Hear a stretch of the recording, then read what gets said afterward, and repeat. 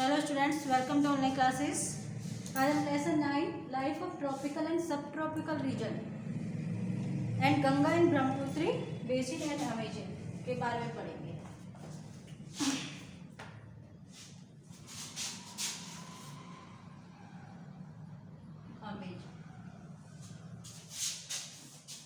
सबसे पहले देखो, ह्यूमंस है, इसको रहने को शेल्टर को जगह चाहिए, तो उसमें सबसे पहले ऐसी लैंड को ढूंढो जो फर्टाइल हो, मोर फर्टाइल हो, जहाँ पर सारी फैसिलिटीज अच्छे से मिल सके उचित समय सीमा के अंतराल में, है ना। ऐसे सारे रिसोर्सेज जिसकी उसे आवश्यकता है वो सब उपलब्ध हो सके। तो मोस्टली फर्टाइल लैंड है जो वर्ल्ड में ट्रॉपिकल और सब ट्रॉपिकल रीजन्स में मुख्यतः है। ट्रॉपिकल जोन है उसका जो फैलाव है वो 5 degree to 25 degree north and south of the equator के पास में पड़ता है। And while the sub tropical extend है जो वो 20 से 30 डिग्री नॉर्थ एंड साउथ में इक्वेटर के आसपास है।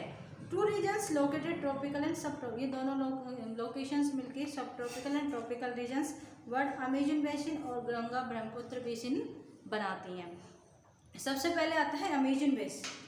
अमेजन रिवर पर इसकी सहायक नदियाँ बनाती हैं अमेजन बेसिन, यानी कि अमेजन रिवर और उसकी ट्रिब्यूटरीज यानी सहायक नदियाँ अमेजन बेसिन को बनाती हैं। Amazon basin are second largest river basin, यानी कि वर्ल्ड में सेकंड नंबर पर ये सबसे बड़ा बेसिन है। Amazon rivers are discovered by the Spanish explorer and the whiten James John ने इसको ढूंढा था। And Amazon rivers are got is the its name is the Spanish explorer ने ही इसका नाम रखा।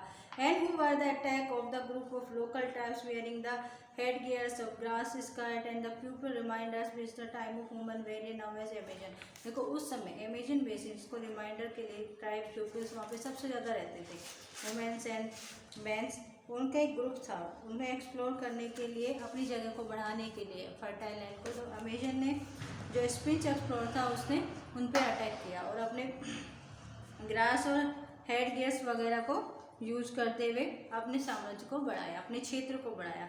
Location of the Amazon reverse, Amazon basin है जो ट्रॉपिकल रीजन में आता है, इक्वेटर के पास पड़ता है, क्योंकि ये किसके बीच में पड़ रहा है, 5 डिग्री टू 25 डिग्री के बीच में, यानी 10 degree north and 10 degree south के बीच में पड़ रहा है ये। And the river basin flowing through are the region, देखो रिवर बेसिन बनता है क्योंकि अमेजन रिवर है वो वहाँ से फ्लो करती है। इधर mouth of the rivers place where the river flow other body, जहाँ पर यानी कि नदी का मुहाना जहाँ से ये समुद्र में गिरती है वहाँ पे ये बेसिन बनता है और इसकी सहायक नदियाँ वहाँ पे आकर इससे मिलती हैं, एक विशाल वाटर बॉडी बनाती हैं, फिर वो कहाँ गिरती हैं, समुद्र में, तो वहाँ पे ये अमेजन बेसिन बनाती हैं। And the tropical region very close equator, और ये किसके बिल्कुल पास पड़ता है, इक्वेटर के बिल्कुल पास पड़ता है। इधर Amazon river are flowing the mountain to west से फ्लो कर ये अटलांटिक ओशन ईस्ट में जाकर गिरती है, तो यानी कि ये वेस्ट से ईस्ट में जा रही है। And there is numerous tributaries, और बहुत सारी इसकी सहायक नदियाँ हैं जो अमेजन बेसिन बनाने में मदद करती हैं। The river basin drain part of the Brazil, Peru, Bolivia, Ecuador, Colombia, small part of Venezuela, ये सारे पार्ट ये अमेजन रिवर कवर करती है। एंड अमेजन बेसिन वास्ट है द अराउंड ऑफ 10 डिग्री, और ये किसकी, अमेजन बेसिन विशाल है, बहुत बड़ा क्षेत्र है, 10 डिग्री नॉर्थ से टू 10 डिग्री साउथ के बीच में इसका एक्सटेंड है। And the basin are fill of the sedimentary wood rocks are the, सबसे ज़्यादा मिलती है, और यहाँ पर इसकी ट्रिब्यूटरीज की वजह से सेडिमेंट सबसे ज़्यादा आता है, यानी कि जो सामान्य रिवर्स के साथ फ्लो के आता है ना, मिट्टी कंकर वगैरह, तो वो यहाँ के डिपॉजिट होता है। The central part of Amazon river is called the Amazonia, और जो अमेजन रिवर का सेंट्रल पार्ट है बेसिन का वो अमेजोनिया कहलाता है। अब आता है अमेजन बेसिन का climate.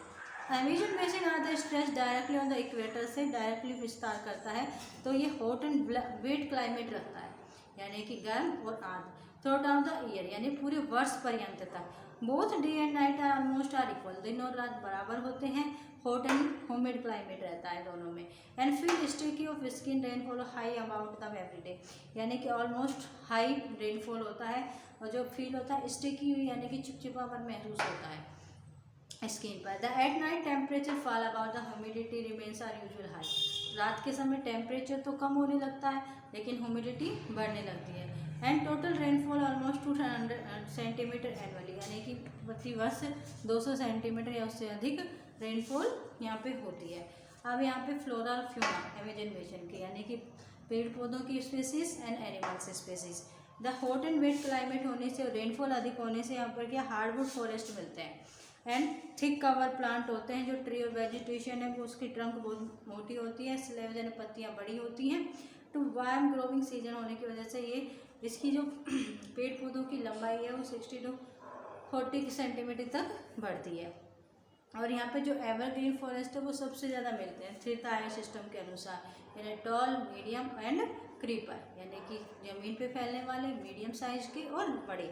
And they forest are thick dense roof, यानी कि जो बड़े वाले पौधे हैं लंबे लॉन्ग वाले वो रूफ बनाते हैं। जो लीव्स एंड ब्रांचेज नो अलाउशन, ताकि जिसकी वजह से जो सनलाइट है नीचे ज़मीन तक नहीं पहुँच पाती है। And orchid, bromeliads grow in the plant और पैरासाइट्स वगैरह यहाँ पे सबसे ज़्यादा मिलते हैं।